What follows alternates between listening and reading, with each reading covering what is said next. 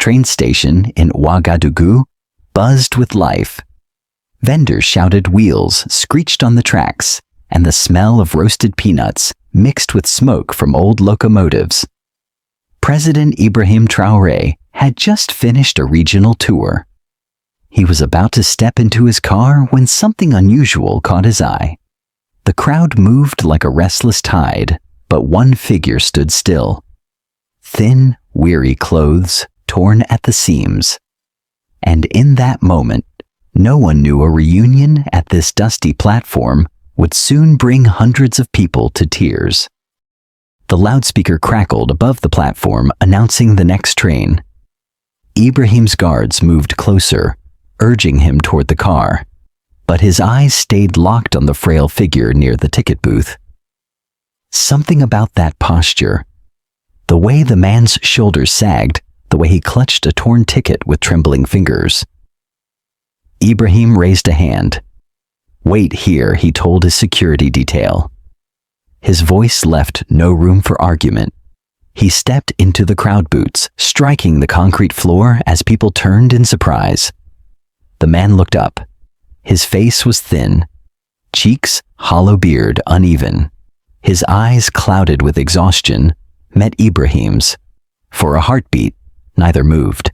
Then the man whispered, almost afraid of the truth his lips carried. "Ibrahim." The president froze. His chest tightened. That voice, that name. He hadn't heard it in decades yet. It cut through the noise like a bell. He stepped closer. "Karim." The ticket slipped from the man's hand. His lips trembled. "It's really you." Gasps spread around them as the two men embraced. A leader and a forgotten friend locked in a moment that dissolved years of distance. The crowd fell silent. Phones lifted into the air, strangers capturing history without realizing it. Ibrahim pulled back just enough to study his friend's face. Wrinkles carved deep by struggle scars, hidden beneath tired eyes. Memories flooded in two barefoot boys, racing down dusty alleys, sharing crusts of bread, dreaming of a tomorrow neither thought possible. "What happened to you?" my brother Ibrahim asked, voice low, heavy with sorrow. Karim shook his head, unable to answer. His throat worked, but no words came. Instead, tears streaked down his cheeks, dripping onto the cracked cement floor. He tried to stand tall, but his knees wavered. Ibrahim caught him before he collapsed. "It doesn't matter," Ibrahim said firmly, his voice echoing across the station. "You are here now, with me." The people around them whispered, some wiping their eyes. They didn't know the story, but they felt the weight of it. A reunion written not in headlines, but in the silent bond between two souls who had once carried each other through childhood. Before we continue with this emotional reunion, tell me, where are you watching this video from, and what time is it there? Comment below. I can't wait to read your answers. Ibrahim tightened his grip on Karim's shoulder. The roar of an incoming train shook the platform, its horn blasting through the air. But nothing could drown out the truth that hung between them. One friend had risen to lead a nation, the other had fallen into shadows. And now, fate had brought them back together. The train thundered past its windows, flashing streaks of light across the platform. As the noise faded, Ibrahim led Karim to a quieter corner near a bench. The guards stood back unsure, watching the president kneel beside a man who looked like he hadn't eaten a full meal in weeks. Karim's hands shook as he tried to steady himself. His torn shoes dangled loose, soles peeling. He whispered, almost ashamed, "I never wanted you to see me like this." Ibrahim's voice softened. "Karim, you were my brother before the world knew my name. Tell me what happened." For a long moment, Karim stared at the ground. Then slowly, the dam broke. "It started years ago," he said, his voice raw. "I had a steady job at the rail office. I saved enough to rent a small room. I thought life was finally stable." He paused, swallowing hard. "Then one day I came home early. My wife was not alone. She didn't even hide it. She said she loved him more, that I should leave the place I paid for with my own hands." Ibrahim's jaw tightened, but he stayed silent, letting Karim speak. "I refused. I thought truth would protect me. But she had papers fake forged. The judge believed her. In one stroke, I lost the room, my savings, everything. I fought in court, spent the little money I had on lawyers, but it was useless. Soon I was broke. I lost my job. Friends turned their faces away, and just like that, I was nothing." His voice cracked. "I slept under bridges, ate once a day if I was lucky. Every night I heard her laughter in my head, her laughter with him. I wanted to disappear, Ibrahim. I wanted to stop breathing." Tears spilled freely now. His chest heaved as if every word tore him apart. Passers-by slowed, drawn to the sight of a broken man spilling his soul before a president who listened not as a ruler, but as a friend. Ibrahim's own eyes glistened. Memories pierced him. Karim sneaking half a loaf of bread into his pocket when they were boys. Karim shielding him from bullies in the schoolyard. Karim whispering, "One day we will rise together." And now here he was, crumbling before the world. Ibrahim placed a firm hand on his shoulder. "Do you remember," he said softly, "the day you gave me your last piece of bread, even though you were hungrier than I was?" Karim's lips quivered. He nodded slowly. Ibrahim's voice broke. "You gave me hope when I had nothing. And now the world lets you beg at a station. No, I won't allow it." Karim shook his head, ashamed. "I am not the boy you remember. Look at me. I have nothing left." Ibrahim's grip tightened. "You are still my brother. And as long as I breathe, you will never be nothing." The words rang like steel across the platform. Strangers wiped their eyes. A child tugged at her mother's sleeve and whispered, "Why is the president crying?" The mother only held her close, too choked with emotion to answer. Karim buried his face in his hands, sobbing. His tears hit the ground, darkening the dust. Ibrahim leaned closer, whispering with quiet fire, "The world took your dignity, but together we will take it back." The sound of another train rumbled in the distance, but no one moved. The scene had pulled everyone into silence. Two men bound by childhood, torn apart by fate, were rewriting their story in front of strangers who would never forget what they witnessed. The station was alive with echoes, horns, footsteps, the shuffle of tickets. But around Ibrahim and Karim, time seemed to slow. Karim wiped his face, his body trembling like a man standing at the edge of collapse. The guards shifted uneasily. One of them whispered, "Excellency, the car is ready." But Ibrahim didn't move. His eyes never left Karim. Then, with a suddenness that startled everyone, he stood and pulled Karim to his feet. "You're not boarding that train," Ibrahim said firmly. Karim blinked, confused. "But it's the only place I can go." "No." Ibrahim's voice was sharp, unyielding. "You've spent too long being pushed away. Not today. Not while I live." The guards stepped forward, uncertain. "Sir, this is against protocol." Ibrahim raised his hand. "Forget protocol. This is my brother." Gasps spread through the crowd. A president, defying his own security, standing against the tide of rules and expectations for one broken man. Karim stammered, "I can't. I have no home, no papers. Even if you help, the system will reject me." Ibrahim's jaw tightened. He turned to the gathering crowd, his voice rising with a force that carried through the station. "Listen to me. This man once lifted me when I was hungry. He shielded me when I had nothing. Today I lift him. Today I return what the world stole from him." The words struck like thunder. Phones rose into the air recording. Strangers wiped tears from their faces. Some clapped. Others stood frozen, witnessing a moment they knew was larger than themselves. Karim shook his head, overwhelmed. "Why would you risk this for me?" Ibrahim's eyes blazed. "Because you once gave me strength when I was weak. Now it is my turn. You lifted me then. I will carry you now." He motioned to his guards. "Bring the car forward."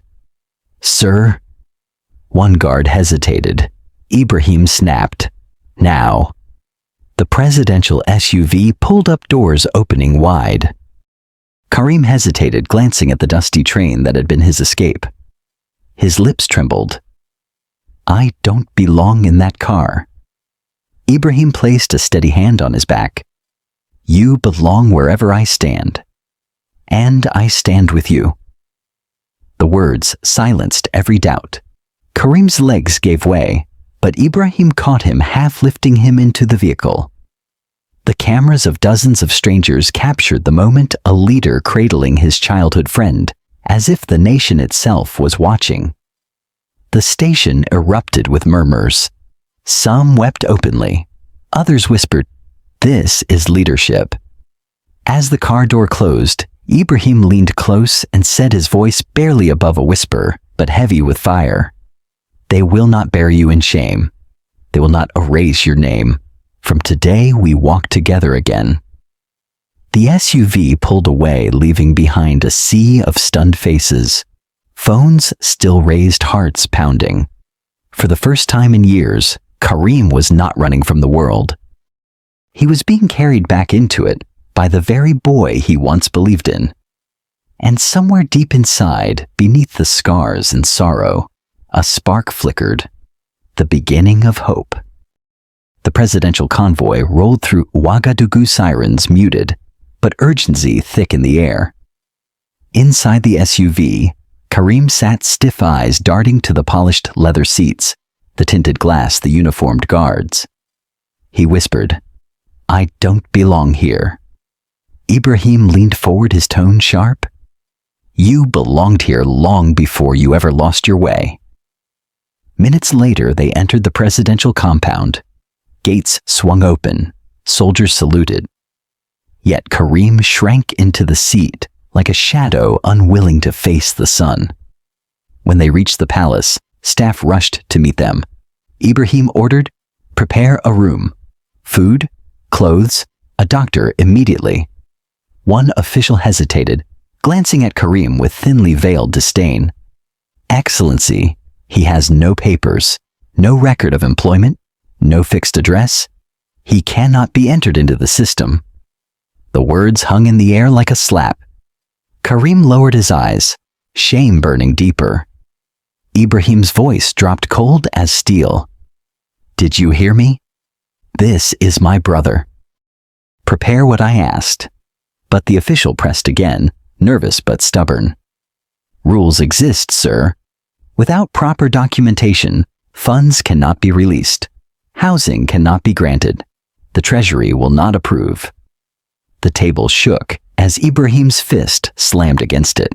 His eyes blazed with fire. "A country that denies dignity to the man who once taught me hope is a country that shames itself." The room froze. Staff members exchanged fearful glances. One guard whispered under his breath, "He hasn't spoken like this in months." Ibrahim rose to his full height, his voice cutting through the silence. "We sign endless papers for contracts, for weapons, for foreign loans. Yet when it comes to saving a single life, suddenly we find excuses. Not in my house, not in my country." His words struck like hammer blows, but one advisor, older, cynical, leaned forward. "Sir, compassion cannot rewrite policy. If we break the system for him, others will come. Beggars, wanderers, frauds." Ibrahim turned sharply, his voice rising. "Then let them come. Let them line up at these gates, and I will meet them one by one. Because this palace is not built on walls of stone. It is built on the shoulders of men like Karim, who once gave me bread when I was starving. Silence again. Heavy, unshakable. Karim, sitting at the edge of the hall, felt his throat tighten. Tears welled, but he forced them back. He had never imagined anyone would fight for him, let alone a man who now carried the weight of a nation. Finally, Ibrahim grabbed a pen from the table, tore through the pages of bureaucracy, and signed his name with deliberate force. Effective immediately, he declared Ibrahim Traoré is to receive medical care, shelter, and support. Funds will be allocated directly under my authority. If anyone blocks this order, they will answer to me. Gasps rippled across the room. The official who had protested, paling visibly, muttered. But the treasury, Ibrahim cut him off. If the treasury refuses, then I will pay from my own salary. A leader's wealth means nothing if he cannot lift a friend from the ground. The guards straightened, pride flickering in their eyes. Staff who moments earlier doubted now murmured agreement. The fire in Ibrahim's voice had reignited something deeper, the belief that leadership was more than policy. Turning back to Karim, Ibrahim's tone softened. You once saved me without papers, without rules, without asking for anything. Today I return that gift.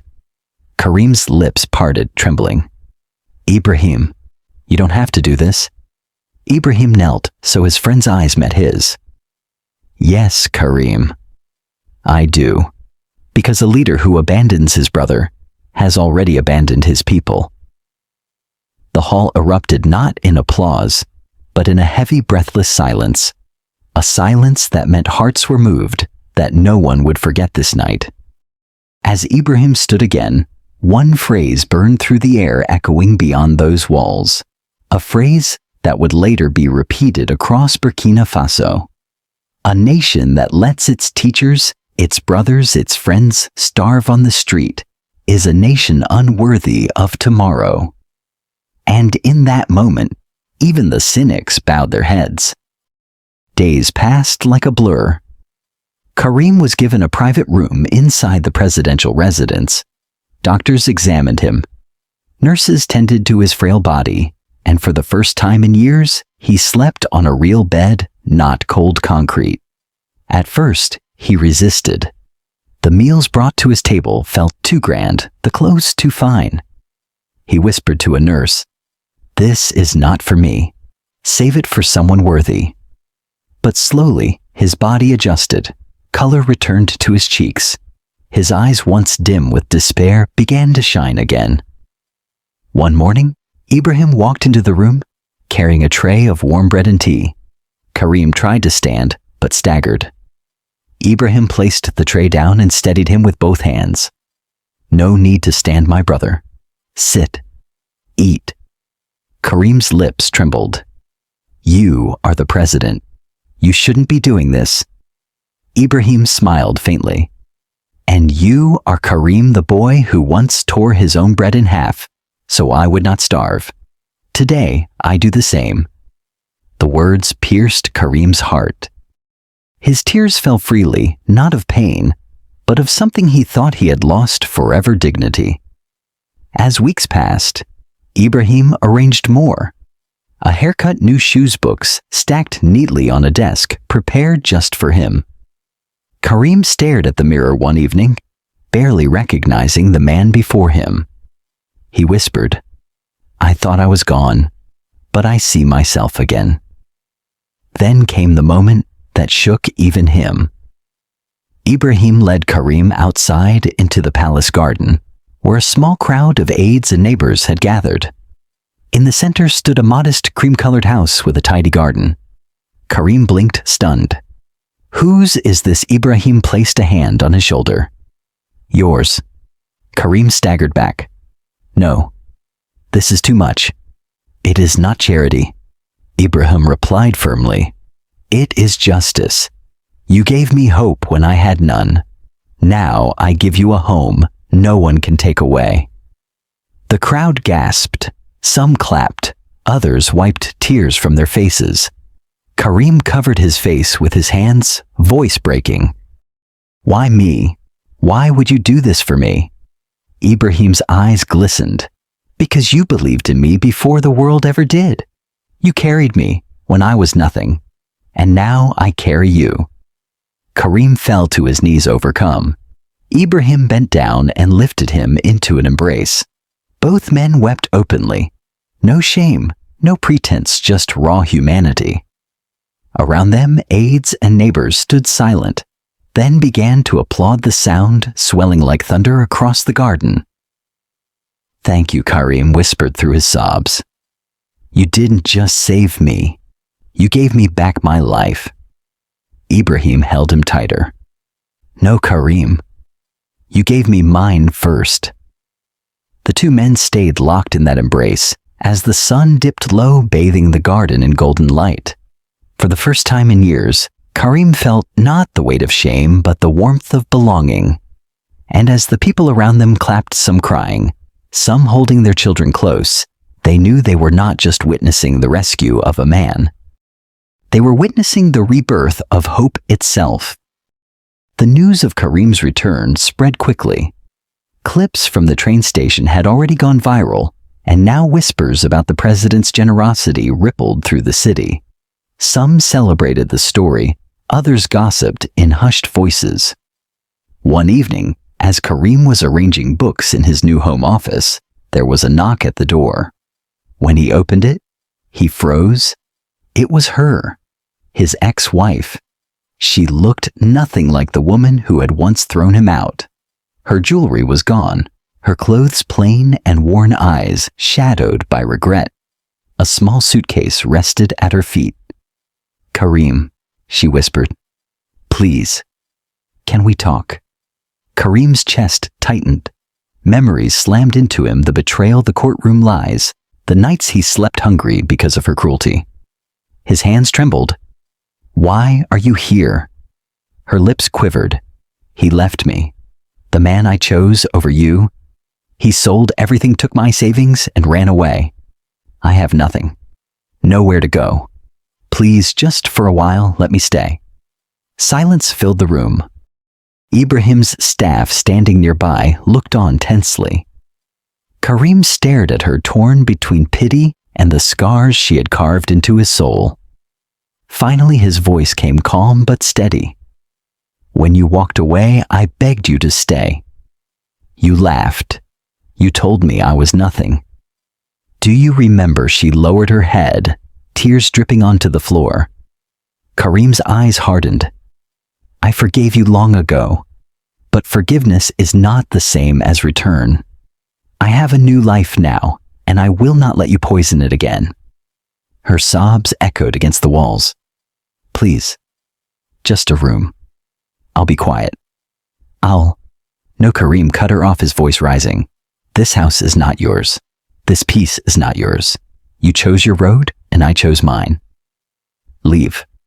She looked up at him one last time, eyes hollow, then picked up her suitcase and walked away into the night. Karim stood motionless, his breath shaking. Then he felt a hand on his shoulder.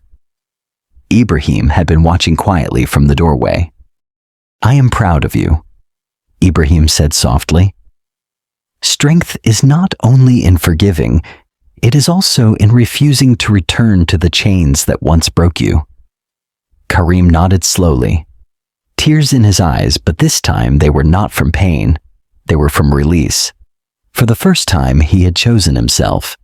The past had knocked on his door, but he had shut it for good. Weeks passed, and Karim's life began to bloom again. With Ibrahim's support, he opened a small classroom near the train station, the very place where his life had nearly ended.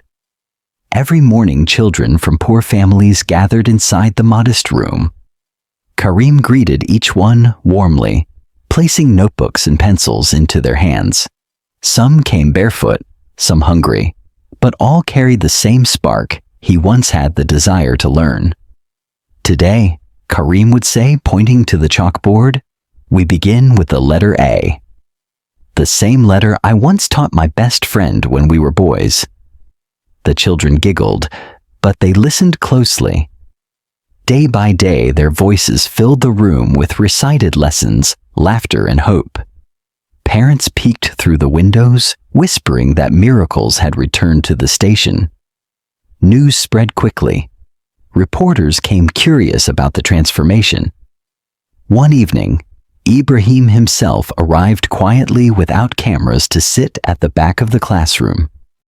He watched as Karim knelt beside a boy struggling to write his name. "Don't worry," Karim said softly.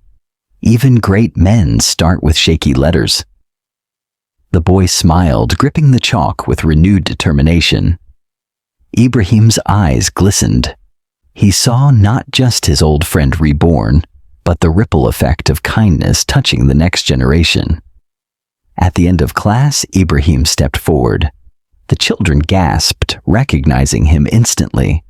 But instead of giving orders, he spoke gently. "Listen to me, children. This man, your teacher, once shared his bread with me when I was hungry. Today, he shares his knowledge with you. And one day, you will share your light with others. That is how we build a nation." Applause filled the room. Some parents wept openly. Later, standing outside the classroom, Ibrahim addressed a small crowd that had gathered. His voice carried the weight of both truth and love.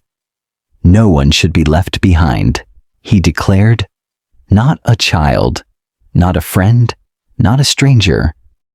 A nation's greatness is not measured by the height of its buildings, but by the hands it uses to lift the fallen." Karim's story is proof. Proof that when we lift one person, we lift us all. The words spread far beyond the station, carried by recordings, whispers, and hearts moved by what they had witnessed. Karim stood beside him, humbled, but proud, his eyes wet with tears. For the first time, he wasn't ashamed of his past. He was grateful for it, because it had brought him here, teaching again, giving again, living again. And together they proved a truth that would echo long after humanity is the greatest legacy we can leave behind. The sun sank low over Ouagadougou, painting the sky in shades of fire and gold. At the train station, the same place where Karim's life had nearly collapsed, children now ran freely across the platform, their laughter echoing above the rumble of departing trains. Karim stood near the tracks, surrounded by students holding notebooks to their chests. Ibrahim approached his steps, steady his presence, calm. For a moment, the two men simply looked at each other. No words were needed. The past was heavy, but the future was brighter. Then, in front of the crowd, Ibrahim embraced Karim once more. Applause erupted, rolling like thunder across the station. Strangers wiped tears from their eyes. Some cheered, others simply held their loved ones tighter. Ibrahim raised his voice above the noise. "My brothers, my sisters, look at this man. Once forgotten, once cast aside, and now standing tall again. This is not only Karim's victory, it is our victory. Because when we lift one soul from the dust, we lift a nation." The people roared in agreement. Karim, overwhelmed, whispered into Ibrahim's ear, "You gave me back my life." Ibrahim shook his head gently. "No, Karim. You gave us all a reminder that kindness is the only wealth worth keeping." As the last train of the evening pulled out of the station, its horn echoing against the fading light, the two men stood side by side, silhouettes framed by the golden horizon. A leader and his oldest friend, a nation and its hope. The moment was more than symbolic, it was eternal. And to everyone watching both at the station and through screens across the world, a final message rang clear. If this story moved you to tears, comment 1 below. If not, comment 0. And don't forget to subscribe for more stories that prove humanity is stronger than despair. The crowd clapped louder, children waved notebooks in the air, and the platform shimmered under the glow of twilight. Because in the end, it wasn't just a reunion. It was a resurrection. A reminder that friendship, loyalty, and compassion will always outlast the cruelty of time.